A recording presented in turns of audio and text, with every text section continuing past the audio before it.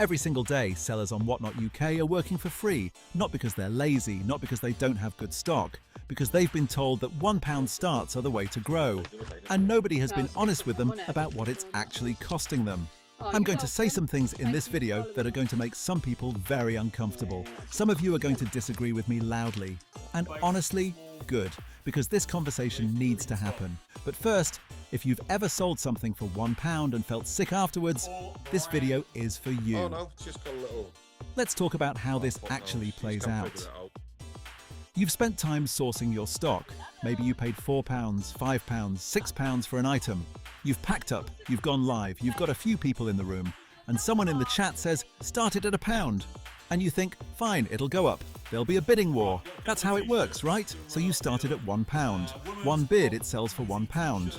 After Whatnot's commission, after postage, after the cost of the item itself, you've lost money on your own live stream while you were working. Now multiply that across a 2-hour show. That's not a strategy. That's a charity event where you're the charity. And here's the thing that nobody talks about. It's not just hurting you, it's hurting every single seller in this space. Here's my hot take, and I want you to really sit with this. £1 starts are not a growth strategy. They are a confidence problem dressed up as a tactic. When a big seller with 500 viewers in their room runs £1 starts, it works. Why? Because with 500 people watching, competition drives the price up. They're not actually selling things for £1. They're using £1 as a psychological trigger to start a bidding war. But you, with 8 viewers, are not that seller. You're copying the end result of their strategy without having any of the ingredients that make it work. It's like watching a Michelin star chef throw a pinch of salt into a dish and thinking, that's the secret, just add salt. The salt isn't the secret. Everything else they built before that moment is the secret. And this is where I'm going to say something that will upset people. Some sellers are running £1 starts not because it's smart, but because they're scared nobody will bid at a higher price. And that fear is valid. I understand it completely. But what you're doing when you give in to that fear is essentially telling your audience and yourself that your stock isn't worth more than £1. You are training your buyers to expect bargains. You are training yourself to undervalue what you're selling, and you are making it harder for every other seller in this space to hold a reasonable price. Now, Bagish, and I mean this, I'm not saying £1 starts are always wrong. If you have a genuine audience, if your room is buzzing, if you've got competition in the chat and energy in the stream, £1 starts can be electric. I've seen it. It's brilliant when it works. And some categories, mystery boxes, blind bags, bulk lots, those can work really well at £1 because the perceived value is high and people love the gamble. I get it. But here's the question I want you to honestly answer. And I mean honestly, not what sounds good in the comments. When was the last time a £1 start genuinely went the way you hoped? Not once. Not your best ever show. On average. Consistently.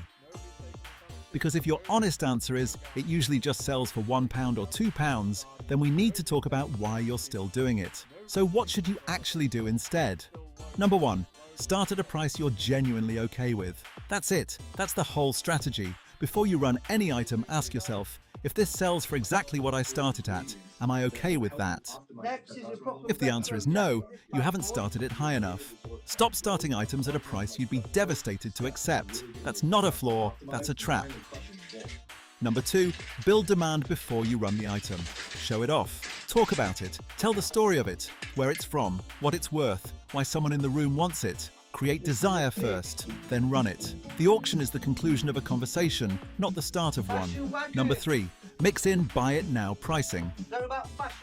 Not everything needs to be auctioned. Some items, especially branded or desirable pieces, will sell faster and for more money as a fixed price. Don't be so committed to the auction format that you leave money on the table. And number 4, protect your margins early, grow your audience second. I know that sounds backwards.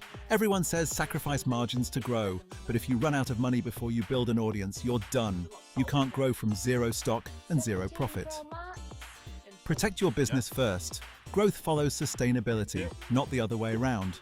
Look, I know some of you are watching this and thinking, this guy doesn't know my situation, my niche is different, my buyers expect £1 starts. And maybe you're right,